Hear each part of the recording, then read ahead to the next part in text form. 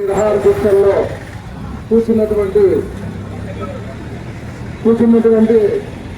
భూదత్త కుమార్, వీరేశు, సత్తు, రామాంజనన్న, కుమారన్న వీళ్ళందరికీ కూడా ఆదోని జేఏసీ తరఫున ధన్యవాదం తెలియజేస్తున్నాము. ముఖ్యంగా ఈరోజు ఉదయం అంబేద్కర్ నగర్కి ఆదోని జిల్లా జేఏసీ నాయకులు అక్కడికి వెళ్ళడం జరిగింది. అక్కడ ప్రజల కళాకారుడు మేనప్ప గారు నిన్న గుండెపోటు రావడం జరిగింది. ఆదోని ఏరియా హాస్పిటల్కి పోవడం జరిగింది. అక్కడి నుంచి కర్నూలుకు రిఫర్ చేశారు. మార్గ మధ్యంలోనే వైద్య సేవలు అందకుండా చనిపోవడం జరిగింది. అకాల మరణం చెందడం జరిగింది. ఆయన ఆత్మహత్య సాధించాలని వాళ్ళ కుటుంబానికి ప్రగాఢ సంతాపాన్ని తెలియజేస్తూ ఆదోని జిల్లా జేఏసీ తరఫున జేఏసీ నాయకులు సిపిఐ వీరేశ్ గారు 7 రూపాయలు, తర్వాత చంద్రయ్య అడ్వకేట్ జేఏసీ తరఫున 5,000 రూపాయలు వాళ్ళ కుటుంబానికి సాయం చేయడం జరిగింది.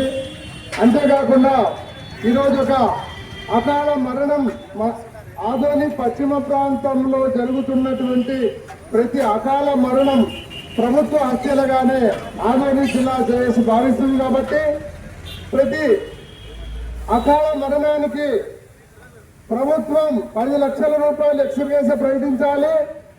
అకాల మరణాలు చెందకుండా యుద్ధ ప్రాతిపదిక మీద ఎమర్జెన్సీ సేవలని ఆదోని ప్రభుత్వ ఆసుపత్రిలో అన్ని రకాల ఎమర్జెన్సీ సేవల్ని అందించాలని చెప్పి ఆదోని జిల్లా జేఏసీ తరఫున డిమాండ్ చేస్తున్నాం.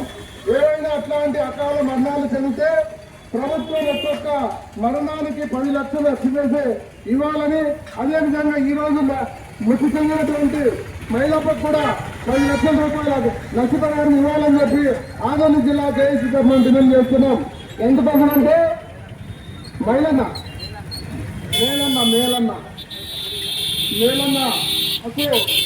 అకాల మరణానికి 10 లక్షల రూపాయలు ప్రభుత్వం ఎక్స్గ్రేషియా ప్రకటించాలని, అంతేకాకుండా అన్ని రకాల వైద్య సేవలు ప్రభుత్వం యుద్ధ ప్రాతిపదిక మీద ఎమర్జెన్సీ సేవల్ని ఆదోని ప్రభుత్వ ఆసుపత్రుల్లో కొనసాగించాలని డిమాండ్ చేస్తున్నాము. అంతేకాకుండా ఆదోని జిల్లా వస్తే ఇట్లాంటి అకాల మరణాలు గురి కాకుండా ప్రజలు కాపాడబడతారనేది ఒకటి. అంతేకాకుండా వ్యవసాయానికి సాగునీరు కూడా పుష్కలంగా అన్ని ప్రాజెక్టులు పూర్తయితే పుష్కలమైనటువంటి నీటి సాగునీరు అందుతాయి. అదేవిధంగా జిల్లా ప్రాతిపదికన అన్ని ప్రజా సేవలు అందుబాటులోకి వస్తాయి. కాబట్టి ఆదోని జిల్లాను ఆదోని పశ్చిమ ప్రాంతాన్ని జిల్లాగా ప్రకటించాలని డిమాండ్ చేస్తున్నాం.